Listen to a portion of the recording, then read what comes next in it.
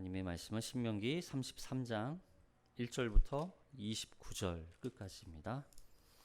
함께 봉독하겠습니다. 하나님의 사람 모세가 죽기 전에 이스라엘 자손을 위하여 축복함이 이러하니라. 그가 일렀을 여호와께서 시내산에서 오시고 세일산에서 일어나시고 바란산에서 비추시고 1만 성도 가운데 강림하셨고 그의 오른손에는 그들을 위해 번쩍이는 불이 있도다. 여호와께서 백성을 사랑하시나니 모든 성도가 그의 수중에 있으며 주의 발 아래에 앉아서 주의 말씀을 받는도다. 모세가 우리에게 율법을 명령하였으니 곧 야곱의 총회의 기업이로다. 여수론의 왕이 있었으니 곧 백성의 수령이 모이고 이스라엘 모든 지파가 함께 한 때로다. 르우벤은 죽지 아니하고 살기를 원하며 그 사람 수가 적지 아니하기를 원하나이다. 유다에 대한 축복은 이러하니라. 일렀을 때 여호와여 유다의 음성을 들으시고 그의 백성에게로 인도하시오며 그의 손으로 자기를 위하여 싸우게 하시고 주께서 도우사 그가 그 대적을 치게 하시기를 원하나이다. 레위에 대하여는 일렀을 때 주의 둠민과 우림이 주의 경건한 자에게 있도다. 주께서 그를 마사에서 시험하시고 메리바 물가에서 그와 다투셨도다. 그는 그의 부모에게 대하여 이르기를 내가 그들을 보지 못하였다 하며 그의 형제들을 인정하지 아니하며 그의 자녀를 알지 아니하는 것을 주의 말씀을 준행하고 주의 언약을 지킴으로 말미암음이로다. 주의 법도를 야곱에게 주의 율법을 이스라엘에게 가르치며 주 앞에 분향하고 온전한 번제를 주의 제단 위에 드리리로다. 여호와여 그의 재산을 풍족하게 하시고 그의 손의 일을 받으소서. 그를 대적하여 일어나는 자와 미워하는 자의 허리를 꺾으사 다시 일어나지 못하게 하옵소서. 베냐민에 대하여는 일렀을 때 여호와의 사랑을 입은 자는 그 곁에 안전히 살리로다. 여호와께서 그를 날이 마치도록 보호하시고 그를 자기 어깨 사이에 있게 하시리로다. 요셉에 대하여는 일렀을 때 원하건대 그 땅이 여호와께 복을 받아 하늘의 보물인 이슬과 땅 아래에 저장한 물과 태양이 결실하게 하는 선물과 태음이 자라게 하는 선물과 옛산의 좋은 산물과 영원한 작은 언덕의 산물과 땅의 선물과 거기 충만한 것과 가시떨기 나무 가운데 계시던 이의 은혜로 말미암아 복이 요셉의 머리에 그의 형제 중 구별한 자의 정수리에 임할지로다. 그는 첫 수송아지 같이 위엄이 있으니 그 뿔이 들소의 뿔 같도다. 이것으로 민족들을 받아 땅 끝까지 이르리니 곧 에브라임의 자손인 만민이요 므낫세의 자손은 천천이로다. 스불론에 대하여는 일렀을 때 스불론이여 너는 밖으로 나감을 기뻐하라. 이사가리여 너는 장막에 있음을 즐거워하라. 그들이 백성을 불러 산에 이르게 하고 거기에서 의로운 제사를 드릴 것이며 바다의 풍부한 것과 모래에 감추어진 보배를 흡수하리로다. 갓에 대하여는 일렀을 때 갓을 광대하게 하시는 이에게 찬송을 부를지어다. 갓이 암사자같이 엎드리고 팔과 정수리를 찢는도다. 그가 자기를 위하여 먼저 기업을 택하였으니 곧 입법자의 분깃으로 준비한 것이로다. 그가 백성의 수령과 함께 와서 여호와의 공의와 이스라엘과 세우신 법도를 행하도다. 단에 대하여는 일렀을 때 단은 바산에서 뛰어오는 사자의 새끼로다. 납달리에 대하여는 일렀을 때 은혜가 풍성하고 여호와의 복이 가득한 납달리여 너는 서쪽과 남쪽을 차지할지로다. 아셀에 대하여는 일렀을 때 아셀은 아들들 중에 더 복을 받으며 그의 형제에게 기쁨이 되며 그의 발이 기름에 잠길지로다. 내 문빗장은 철과 놋이 될 것이니 내가 사는 날을 따라서 능력이 있으리로다. 여수론이여 하나님과 같이 이가 없도다. 그가 너를 도우시려고 하늘을 타고 궁창에서 위엄을 나타내시는도다. 영원하신 하나님이 내 초소가 되시니 그의 영원하신 팔이 내 아래에 있도다. 그가 내 앞에서 대적을 쫓으시며 멸하라 하시도다. 이스라엘이 안전히 거하며 야곱의 샘은 곡식과 새 포도주의 땅에 홀로 있나니 곧 그의 하늘이 이슬을 내리는 곳에로다. 이스라엘이여 너는 행복한 사람이로다. 여호와의 구원을 너같이 얻은 백성이 누구냐? 그는 너를 돕는 방패시요 내 영광의 칼이시로다. 내 대적이 내게 복종하리니 내가 그들을 높은 곳을 밟으리로다. 아멘. 이 말씀에 은혜 있으시기 바랍니다. 이제 33장과 34장 두 장밖에 남지 않았어요. 우리는 지난 시간에 신명기 32장에서 이른바 모세의 노래에 대해서 살펴보았죠. 오늘은 33장인데 이제 신명기 33장과 34장 이 두 장에서 모세의 이 하나님은 이 모세에게 내가 약속한 땅, 이 가나안 땅에 모세가 들어가나요? 못 들어가나요? 들어가지 못해요. 못 들어가는 이유와 또 모세가 죽을 시간과 장소를 또 하나님이 가르쳐 주세요. 그런데 그러한 하나님의 이 말씀에 모세의 입장에서는 한편으로는 억울하고 원통하고 분할 수도 있겠지만 인간적으로 그럼에도 불구하고 모세는 하나님 앞에 그 원망과 하나님을 향한 분노와 또 원통함이 있어요, 없어요? 없어요. 왜 갖지 않았을까요? 왜 이런 마음이 들지 않았을까요? 하나님, 저도 들어가고 싶어요 하는 그런 마음이 생기지 않았을까? 근데 모세는 그렇지 않아요. 왜요? 모세는 아는 거예요. 지금까지 하나님께서 모세를 붙잡아 마치 막대기처럼 모세를 붙잡아 지금까지 인도하시고 사용하신 그 하나님의 은혜를 생각하면 너무나 성은이 만극한 거예요. 성은이 만극한 거. 모세의 인생을 보세요. 죽을 그런 비참한 상황에서 다른 아이들이 다 갓난 아이들이 죽어나가는 그 상황에서 은혜로 건짐을 받아 더군다나 애굽의 왕자로 살아요. 그 애굽의 왕자로 살다가 동족의 죽음 아픔을 뒤로 할 수 없어 결국에는 살인자가 되어 광야로 쫓겨나죠. 그 도망친 인생, 그 광야라고 하는 곳에서 결국에는 모세는 죽음을 맛보고 있었던 거예요. 그런 모세를 하나님은 그런 마른 막대기 같은 도무지 소망이라고 하는 건 찾아볼래야 찾아볼 수 없는 이 모세의 인생을 하나님이 붙잡아 그 막대기조차 하나님 손에 붙들리면 어떻게 쓰임 받는지 그 인생이 하나님의 은혜와 사랑과 인도하심을 그걸 경험하고 나니까 모세는 하나님 앞에 오히려 하나님 말씀에 순종하지 못하고 하나님의 거룩을 드러내지 못했던 거에 대한 오히려 자책이 있을지언정 모세는 하나님 앞에 원망할 수 없는 거예요. 원망하지 않는 거예요. 그럼 우리의 인생도 마찬가지예요. 그러면 우리가 이 땅에서 살아가면서 행복한 자, 나는 행복해요. 나는 이 땅에서 살아가면서 그 어떤 누구보다 내가 가장 행복한 사람입니다라고 말할 수 있는 이유가 뭐예요? 뭘 많이 얻어서? 뭘 많이 해봐서? 뭔가를 얻어내서? 이루어내서? 다 가져봤기 때문에 행복한 사람이라고 말할 수 있는 거예요? 아니요. 그 비참함 가운데서 하나님의 구원의 은혜로 지금까지 하나님의 은혜로 살아온 이 인생을 돌아보면 내 인생을 불행하다고 말할 수 없는 거예요. 하나님 손에 붙들린 내 인생이야말로 가장 행복한 인생이다라고 결론 내릴 수 있는 거예요. 그걸 우리에게 가르쳐주고 있는 것이죠.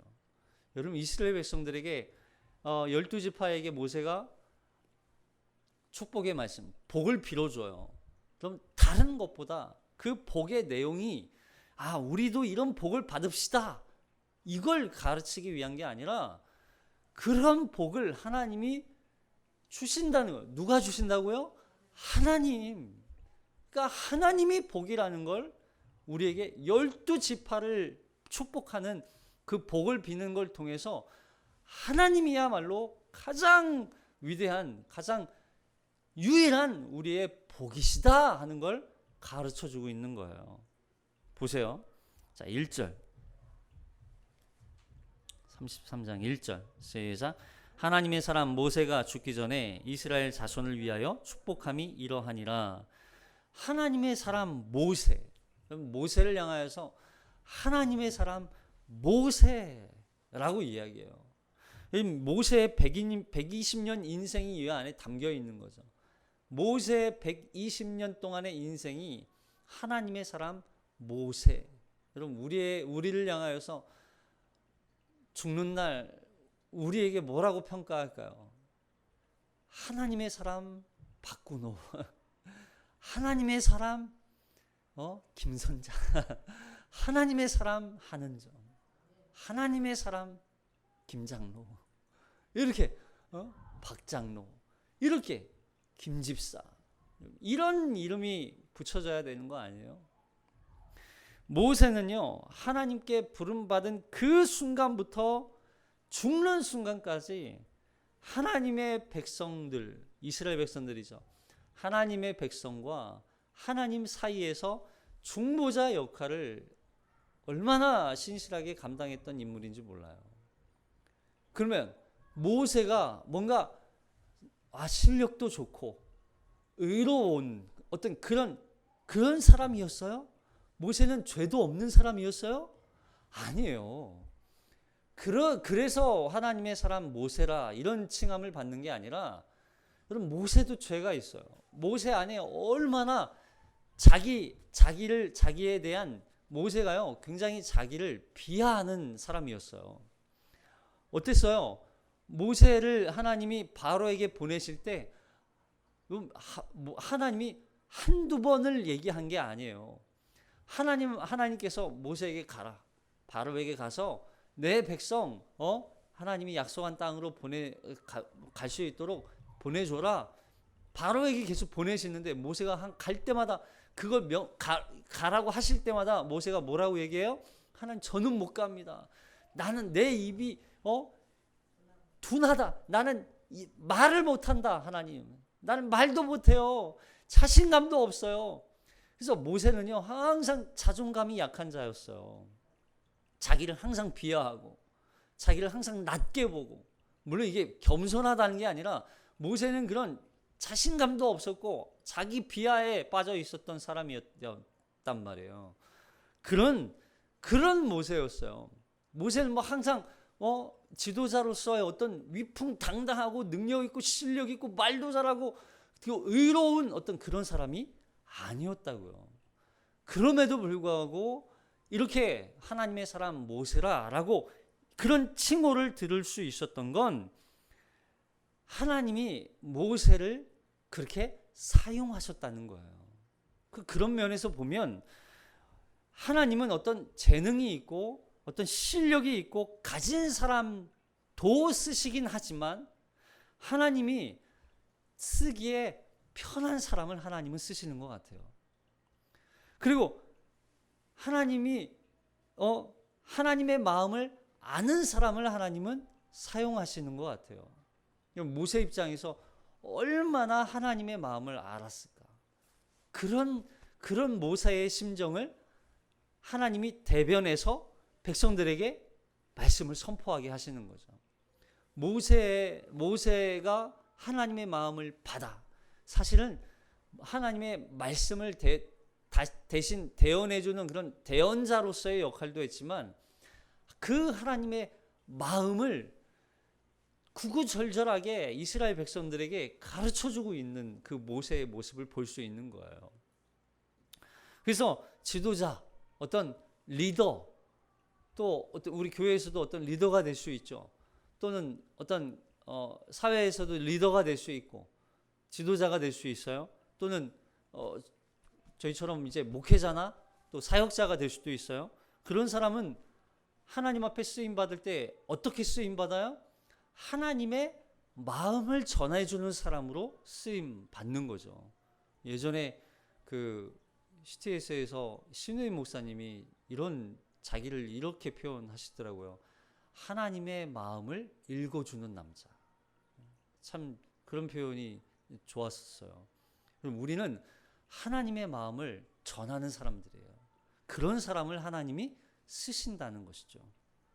자, 그러면서 2절, 시작. 그가 일렀을 때 여호와께서 시내산에서 오시고 세일산에서 일어나시고 바란산에서 비추시고 1만 성도 가운데 강림하셨고 그의 오른손에는 그들을 위해 번쩍이는 불이 있도다. 여호와께서 여기 시내산에서 오시고 그리고 세일산에서 일어나시고 그리고 바란산에서 비추셨다. 이런 표현이 있죠. 이게 무슨 뜻이냐면 이스라엘 백성들의 이 40년 동안의 이 방황과 또 고난의 시간, 이 방탕한 어려움의 시간들이 있었잖아요. 이런 고난, 이 방황의 시간 속에서 하나님은 그럼에도 불구하고 이스라엘 백성들을 이렇게 이끌어 오시고 인도해 오셨다는 그 은혜와 사랑을 요약하는 거예요.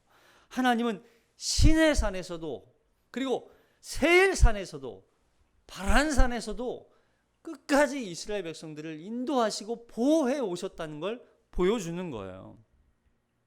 이게 뭐 어떤 사람들은 이 세일산, 이 시내산의 하나님과 세일산의 하나님과 바란산의 하나님이 다르다. 그래가지고 이걸 구분하고 그렇지 않아요.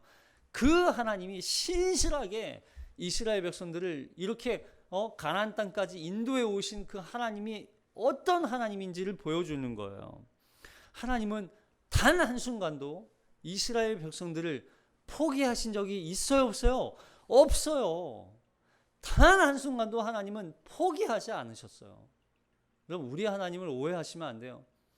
우리 하나님은 한 번 당신의 백성으로 택한 자녀들은 결코 버리지 않으시는 줄로 믿으시기 바랍니다. 그 하나님은 우리를 포기하지 않아요. 우리가 죄악 가운데 있다 한들 하나님은 우리를 그 죄악 가운데 있는 우리를 심판하신다 한들 하나님은 우리를 포기하고 버리지는 않으세요. 심판을 통해서 우리가 돌이키길 바라시는 거예요. 그러면서 여기 번쩍이는 불이 있다 이러죠. 번쩍이는 불. 그게 무슨 얘기냐면 그의 오른손에는 불 같은 율법, 불타는 율법이 있었다는 거예요. 그러니까 그렇게 인도에 오실 때 어떻게? 율법으로, 하나님의 말씀으로, 불타는 율법으로 이스라엘 백성들을 인도에 오셨다는 것이죠. 자, 그러면서 3절 시작. 여호와께서 백성을 사랑하시나니 모든 성도가 그의 수중에 있으며 주의 발 아래에 앉아서 주의 말씀을 받는도다. 모세가 우리에게 율법을 명하였으니 곧 야곱의 총회의 기업이로다. 그러니까 이스라엘 백성들이 시내산에서 세일산에서 바란산까지 인도하셔서 마침내 가나안 땅까지 인도하신 이유가 뭐예요? 이게 여호와 하나님께서 당신의 백성을 어떻게 하신다고요? 사랑하시기 때문에.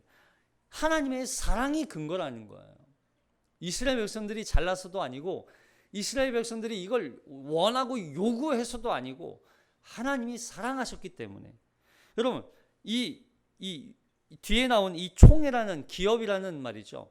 이 기업이 왜 기업이 됐어요? 하나님께서 조상들에게 맹세했던 약속했던 그 약속이 기업이 되었잖아요. 아브라함과 맺은 그 약속이 너의 자손들에게 하나님께서 약속의 땅을 주시겠다 했잖아요. 그 약속을 하나님은 그때부터 계속 신실하게 이끌어 오고 계시는 거예요. 이걸 하나님은 그 약속을 반드시 지키시는 분이시기 때문에 그 약속을 지키기 위해서 하나님은 당신의 말씀에 오히려 그 말씀에 순종하고 계시는 거예요. 그 신실함이죠. 그래서 그런데 그렇게 약속하신 것조차 하나님은 사랑이라는 거예요.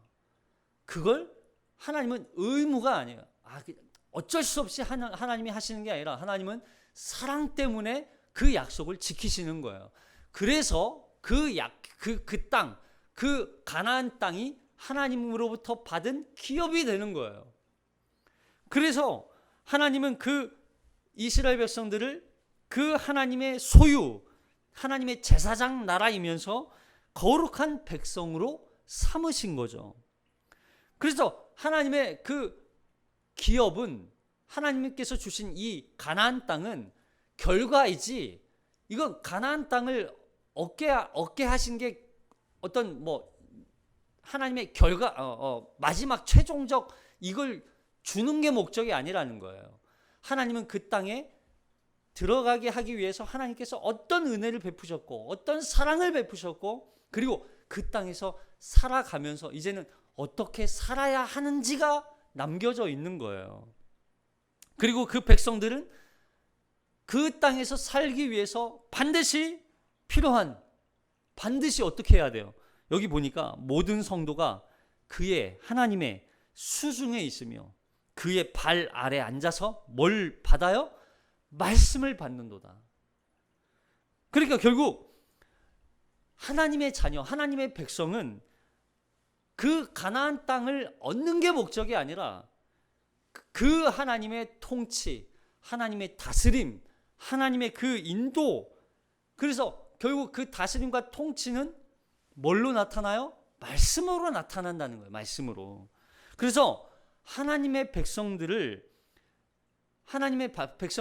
이 가나안 땅에 들어가게 하시기 위해서 하나님은 말씀으로 인도하실 뿐만 아니라 말씀에 순종하게 하기 위해서 그 말씀의 통치와 다스림을 받게 하시는 거예요. 그의 수중에 있으며 그의 하나님의 다스림 아래에 있으며 하나님의 보호 아래에 있으며 하나님의 인도하심 아래에 있으며 그의 주의 발 아래라는 것 하나님의 통치 아래. 그죠? 그러니까 결국에는 하나님은 이 이스라엘 백성들을 너무너무 사랑하세요. 근데 사랑한다고 해서 다 줄게, 너희 마음대로 살아, 이게 아니라는 거예요.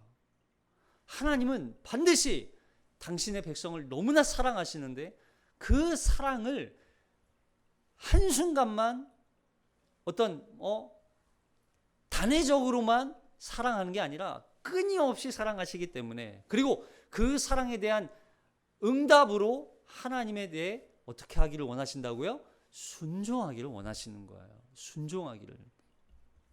그래서 하나님의 말씀에 순종을 요구하시는 거죠. 그러니까 하나님은 율법을 주신 이유가 단순히 너희 이거 억압하고 압제하기 위한 율법이 아니라 이스라엘 백성들로 하여금 하나님의 말씀에 순종하게 하기 위한, 그러나 그 순종도 뭐에 근거한, 사랑에 근거한 순종을 하나님께서 요구하시는 거예요. 그래서 그것이 하나님의 총회, 총회의 기업이 되게 하시는 거죠. 그걸 하나님께서는 기업으로, 약속으로 주시기를 원하시는 것이죠. 그렇게까지 하나님이 하시는 이유가 뭐예요? 그게 바로 이스라엘 백성들이 하나님의 여수론이기 때문에 그래요. 여수론. 자, 5절. 자, 5절. 시작. 여수론에 왕이 있었으니 곧 백성의 수령이 모이고 이스라엘 모든 지파가 함께한 때로다. 여기 여수론이 나오죠. 여수론, 지난 시간에도 우리가 말씀을 들었어요. 여수론 어떤 의미라고 그랬죠? 앞장 32장 15절에서 여기 32장 15절 잠깐 볼까요? 시작. 그런데 여수론이 기름짐에 발로 찼도다. 내가 살찌고 비대하고 윤택함에 자기를 지으신 하나님을 버리고 자기를 구원하신 반석을 업신여겼도다. 잠시만요.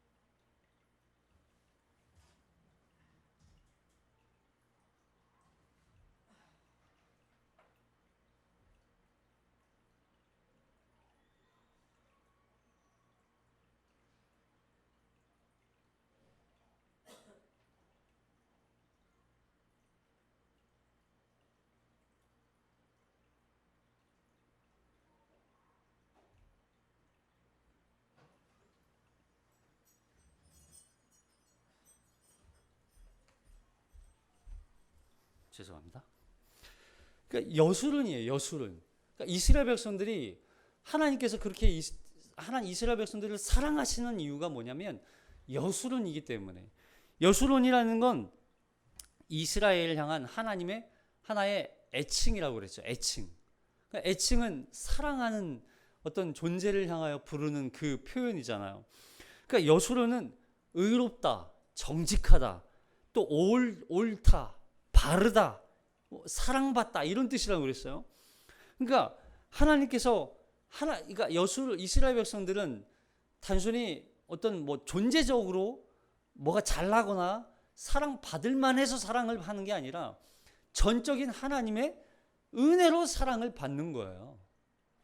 그래서 그 사랑을 받아 의롭게 된 자가 바로 이스라엘이다 하는 거예요. 그러니까 여수론이 된 이상 하나님의 사랑을 한번 받았다는 건 그 사랑을 어떤 누구도 끊을 수 없고 하나님조차도 그 사랑을 막을 수 없다는 얘기예요. 근데 그런 여수론이 어떻게 되었어요? 기름짐에 살쪘다는 얘기잖아요. 기름짐에 살찌고 비대하고 너무 잘 먹고 잘 사니까. 그러니까 그러면 그렇게 비대해진 이유는 뭐예요? 잘 먹고 잘 산 이유가 뭐예요? 하나님의 은혜예요. 그런 은혜를 저버리고 결국 자기를 구원하여 주신 그 반석을 업신여겼다는 거예요. 하찮게 여기고 하나님 없이도 그냥 살 수 있다는 거예요. 그렇게 비참한 상태에서 지금 여기까지 이렇게 될 때까지 하나님이 베푸시는 은혜를 망각하고 살아가는 거죠. 그런 하나님의 인도와 간섭을 결국에는 거부했다는 거예요. 더 이상 귀찮아졌다는 거예요. 그러니까 하나님 없이도 잘 살 수 있다는 거예요. 그러자 하나님은 어떻게 해요? 그 여수론을 가만히 놔둬요? 심판하시는 거죠. 그 여수론을 심판하세요. 그러면 그 심판은 그래 너희는 틀렸어. 너 여수론 거둬. 그냥 잘라버려. 심판, 없애버리기 위한 심판이에요? 아니면 그들을 다시 하나님을 사랑하는 존재로 돌이키게 하기 위한 심판이에요? 후자죠, 후자. 그 여수론을 향해서 모세가 지금 축복을 하고 있는 거예요. 그런 비대해져서 하나님을 버린, 하나님을 떠난 그 간섭을 버린, 거부한 이 이스라엘 백성들을 향하여서 모세가 지금 오히려 복을 빌어주고 있는 거예요. 근데 그 여수론에 뭐가 있었어요? 여기 보니까 5절 처음 앞부분에 여수론에 왕이 있었으니. 여수론에 왕이 있었대요. 그 왕은 누구예요 그러면? 하나님이시죠. 이스라엘에 하나님이 있었으니 그 하나님께서 이스라엘 백성들에게 모든 축복을 내리시는 분이시다 하는 거예요. 그러니까 하나님이 왕이신 것이 얼마나 가장 큰 축복이에요. 이스라엘 백성들 입장에서 생각해 보세요. 만약에 어떤 우상이 이들의 왕이었다고 생각해 보세요. 그리고 다른 어떤 인간이 왕이었다고 생각해 보세요. 여기까지 올 수 있었겠느냐. 마치 모세가 만약에 이들의 진짜 지도자이면서 왕, 그리고 하나님 없었다고 생각해 보세요. 여기까지 올 수 있었겠어요? 불가능하죠. 하나님이 이들의 왕이신 게 얼마나 은혜예요. 마찬가지예요. 여러분, 우리가 이렇게 여기까지 살 수 있었던 건 하나님이 우리의 왕이셨기 때문에, 할렐루야. 하나님이 우리의 왕이시기 때문에 우리가 여기까지 올 수 있는 거예요. 여러분, 그 왕이신 하나님의 통치와 다스림을 받는 게 우리에겐 가장 큰 복인 거예요. 복이에요. 여러분, 우리가 안락함, 평안함 이걸 추구하지만 실제적으로 그건 어떤 존재가 주어야만 우리에게 그 안락함과 편안함이 찾아오는 거예요. 지도자, 왕이 있어야 그게 주어지는 거예요. 우리를 대신해서 싸울 수 있는 분이 있어야 되는 거예요. 우리 이 나라를 대통령이 지켜주는 게 아니잖아요. 이 나라를 어떤 미국이 지켜주는 게 아니잖아요. 그건 아니에요. 우리의 안위와 우리의 안전과 우리의 평안과 만족과 이 모든 걸 줄 수 있는 건 하나님 한 분밖에 없는 거예요. 그 하나님이 우리의 왕이 되셔야 되는 거예요. 그래서 이 하나님께서 모세가 이 하나님께 이스라엘 12지파를 불러가면서 복을 빌어주고 있어요. 근데 참 재밌어요. 여기 이제 6절부터 보면 르우벤은 하면서 복을 빌어주거든요. 근데 이 순서가 참 재밌더라고요. 보세요. 제가 거기 넣어놨잖아요. 야곱의 12아들이 12지파가 되는 거죠. 네? 그래서 12아들의 이름이 뭐예요? 시작. 르우벤, 시므온, 레위,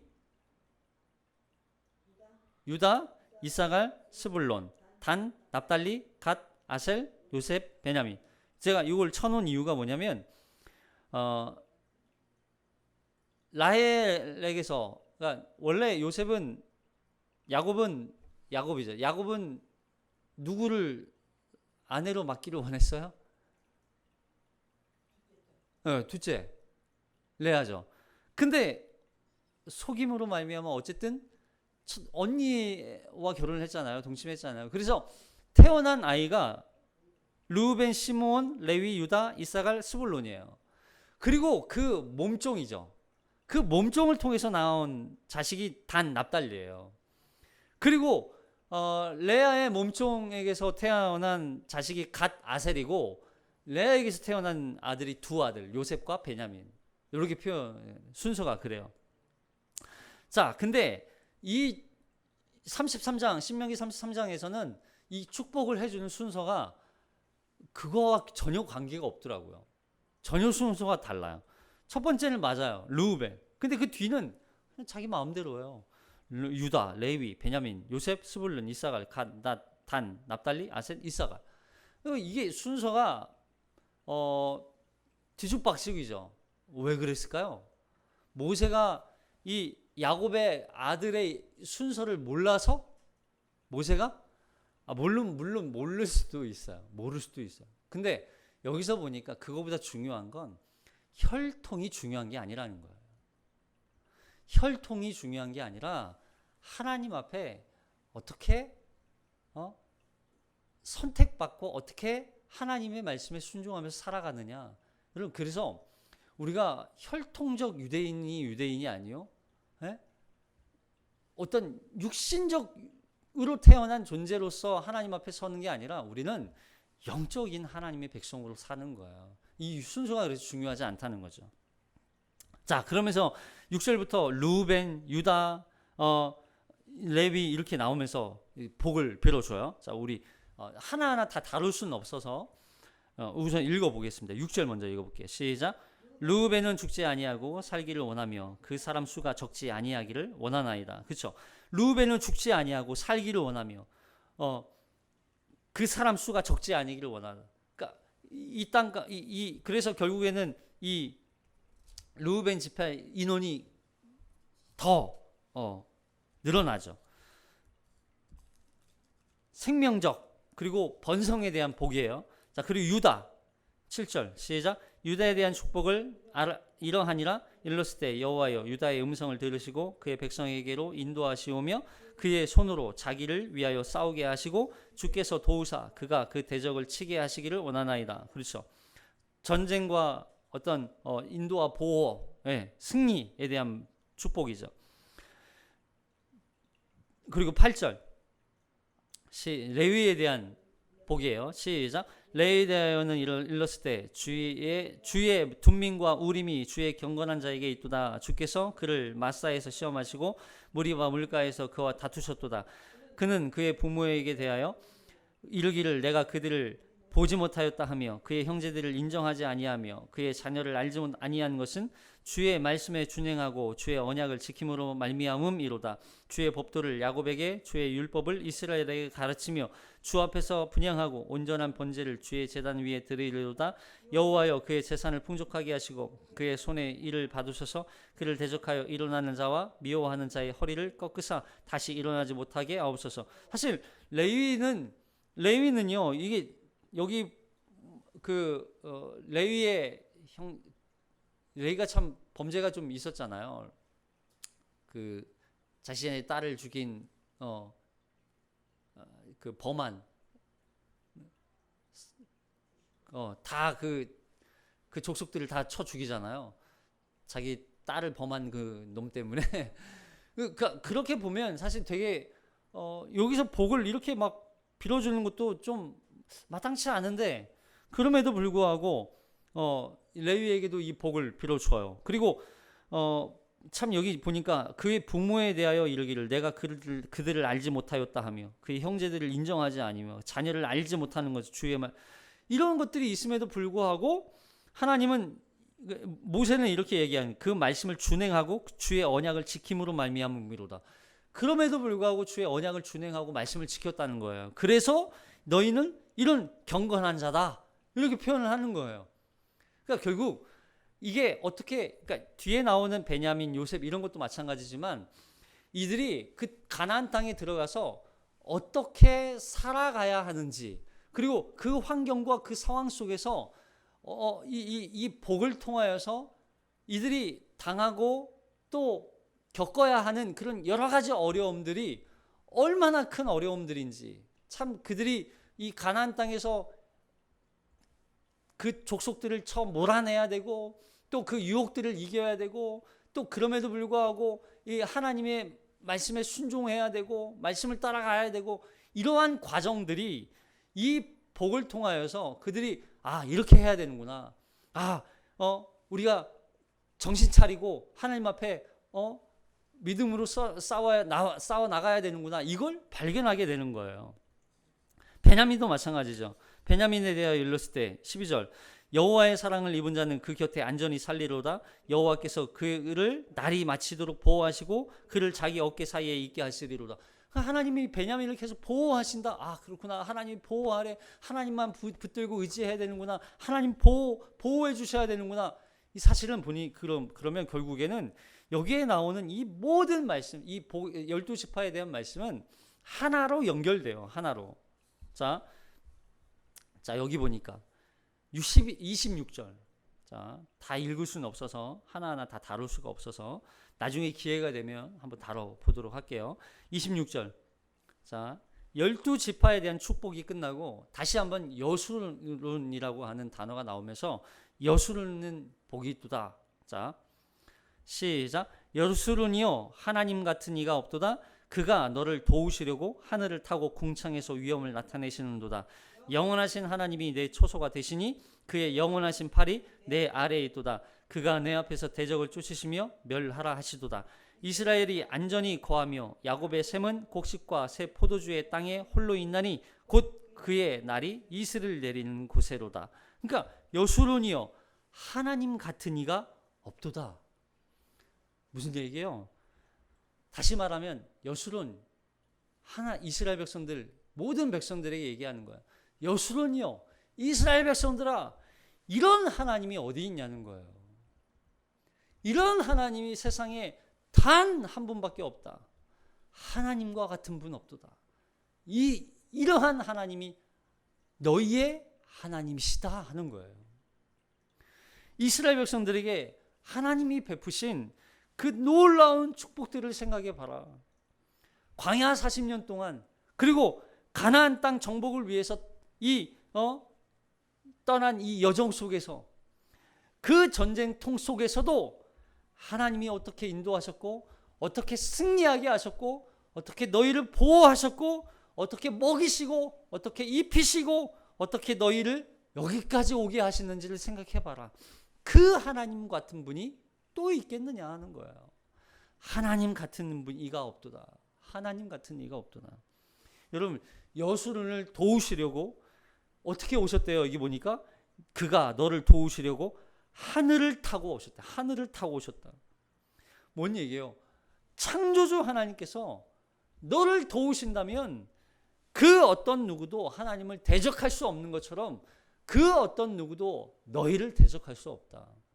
하나님이 우리를 도우시면 그 어떤 누구도 우리를 대적할 자가 없다는 거예요. 사랑하는 성도 여러분, 우리가 하나님 편에 서는 것도 중요하지만 하나님이 우리를 도우셔야 돼요. 우리가 하나님을 의지하는 것도 중요하지만 우리가 하나님을 바라보는 것도 중요하고 하나님을 말씀에 순종하기 위해서 그 말씀에 우리를 쳐서 복종케 하고 내가 나의 모든 걸 내려놓고 죽은 자와 같이 겸비케 되어지고 하나님의 은혜를 구하며 하나님 말씀에 순종하는 것도 중요하지만 하나님이 우리를 도우셔야 돼요. 그게 없으면 소용이 없어요. 그래서 우리가 하나님 앞에 날마다 엎드리는 거예요. 하나님 도와주세요. 하나님 불쌍히 여겨주세요. 근데 그 하나님이 이런 나를 도우신다는 게 얼마나 큰 은혜예요. 그래서 우리 이렇게 고백하는 거예요. 하나님 같은 분 없다. 오직 하나님밖에 없다. 유일하신 하나님. 내 인생을 책임지고 나의 이 필요를 채우시고 나를 인도하시고 보호하시는 그 하나님 한 분밖에 없습니다. 하나님 도와주세요. 그래서 그 하나님을 의지하고 하나님이 우리를 도우시면 세상 그 어떤 존재도 우리를 무너뜨릴 수 없는 거예요. 우리를 대적할 수 없는 거예요. 그걸 믿음으로 고백하며 선포하는 것이죠. 자, 마지막 29절. 그래서 우리에게 이 칭호가 우리에게 어울리는 거죠. 자, 마지막 29절 시작. 이스라엘이여 너는 행복한 사람이로다. 여호와의 구원을 너같이 얻은 백성이 누구냐? 그는 너를 돕는 방패시요 내 영광의 칼이시로다. 내 대적이 내게 복종하리니 내가 그들의 높은 곳을 밟으리로다. 아멘. 그럼 행복이 뭐예요? 여러분 우리가 이 땅에서 행복을 찾아요. 많은 사람들이 행복을 찾아 파랑새를 찾아 나서죠. 파랑새. 근데 그 파랑새가 어디에 있었어요? 결국에는 파랑새, 여러분 그 동화 알잖아요. 파랑새를 찾아가지만 어디를 가도 파랑새를 찾지 못했어요. 근데 결국엔 그 파랑새가 자기 옆에 있었어요. 자기 옆에. 여러분 우리가 행복을 찾아 이 땅에서 살아가지만 이 땅의 진정한 행복은 항상 우리 옆에 있었어요. 하나님이셨던 걸 우리가 잊고 살았던 거죠. 그걸 찾기 위해서 때로는 세상 사람들처럼 공부를 하고 지위를 얻으려고 또 좋은 직장에 다니려고 좋은 학교에 들어가려고 좋은 성적을 얻으려고 찾아다녔지만 그 뒤에 감춰져 있는 하나님은 옆에 있던 하나님은 발견하지 못하고 거기에만 몰두하다 보니까 하나님을 잊고 살아요. 근데 참된 행복은 어디에 있었어요? 우리 옆에 있었던 거예요. 그 하나님이 우리의 참된 행복이었고 그 하나님을 붙들고 살 때 그게 이루어졌던 거죠. 결과적으로 이 행복이 뭔가를 가졌거나 높아졌거나 이루었을 때 말하는 그런 행복이 아니라는 거예요. 결국 하나님 그분이 우리의 복이고 행복이었던 거예요. 그래서 여기 행복이라는 단어가 히브리어로 아시레라는 단어거든요. 아시레. 이 아시레라는 단어가 그냥 일시적으로 얻게 되는 어떤 그 쾌락 이런 게 아니에요. 여기서 말하는 이 행복은요. 충만한 행복이에요. 충만한 행복. 완전한 행복. 비교할 수도 없고 더 채울 수도 없고 더 뺄 수도 없는 행복. 만족스러운 행복. 충만한 행복. 완전한 행복. 여러분 이걸 어디서 찾아요? 그래서 일시적으로 잠깐 느끼는 행복이 아니라 영원한 충만한 완전한 행복, 만족스러운 행복. 이게 바로 우리가 얻게 된 행복이란 말이에요. 누구로 말미암아? 그리스도 하나님으로 말미암아. 그래서 여러분 우리 이거 한번 선포해 볼까요? 우리 이거 한번 선포했으면 좋겠어요. 이스라엘이여 하는 이 이스라엘에다가 자기 이름을 넣는 거예요. 군호야, 너는 행복한 사람이로다. 시작. 군호야, 너는 행복한 사람이로다. 군호야, 너는 행복한 사람이로다. 여러분 이 행복이 없으면 여러분 신앙생활 헛거예요, 헛거.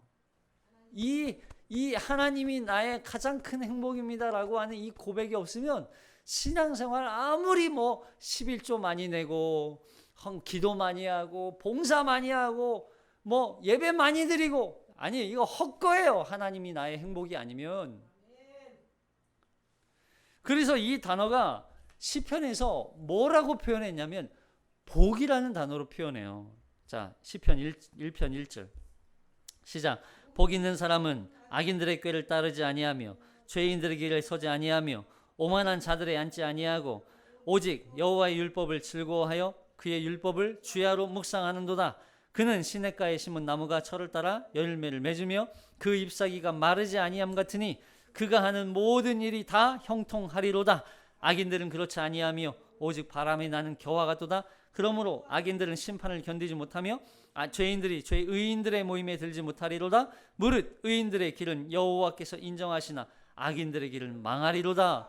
결국 하나님이 나의 가장 큰 행복입니다, 하나님이 나의 전부이십니다 라고 말하는 사람은 결국에는 그가 하는 모든 일이 다 형통한 거예요. 형통한 거.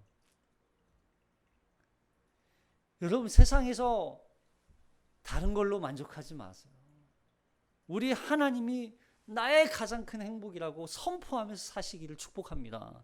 결국 복된 사람은 하나님 한 분만을 나의 가장 큰 행복으로 여기고 참된 복으로 여기고 그 하나님을 소유한 사람, 그 사람이 가장 복된 사람이에요. 물질을 많이 얻었느니, 건강하느니, 지위를 얻었느니 못 얻느니 이게 중요한 게 아니라 하나님 한 분만을 나의 가장 큰 행복으로 여기고 그 하나님을 소유한 사람, 그 사람이 가장 큰 복을 받은 사람이에요. 그리고 그 사람은 악인이나 죄인이나 오만한 사람이 되지 않기 위해서 그 말씀에 어떻게 할까요? 순종하는 거예요. 하나님의 율법, 하나님의 법을 사랑하고 그 하나님의 그 말씀을 날마다 묵상하게 되는 거예요. 왜요? 하나님을 사랑하니까, 하나님이 나의 전부이니까, 하나님만이 나의 행복이라고 여기는 존재니까. 악인이 되지 않기 위해서, 죄인이 되지 않기 위해서, 오만한 사람이 되지 않기 위해서 그 말씀을, 그 율법을 날마다 묵상한다고요. 날마다. 그 사람이 행복한 사람이에요. 결국 하나님이 우리의 가장 복이시기 때문에 그분의 말씀을 듣고 묵상하는 것을 가장 복되게 여기는 거예요. 그래서 우리는 이 예배 시간에 이 예배 말씀 듣는 걸 목숨을 걸고 예배를 드리는 거죠. 왜냐하면 그 말씀이 선포되니까, 그 말씀이 나의 가장 큰 복이니까. 그렇게 하나님의 말씀을 붙들어 하나님을 복으로 여기고 하나님만이 가장 큰 나의 행복이라고 여기고 이 땅 가운데 나는 가장 큰 복된 행복한 사람입니다 라고 외치며 한 주 동안 살아내는 저와 여러분이 되시기를 주님의 이름으로 축복합니다. 기도하겠습니다.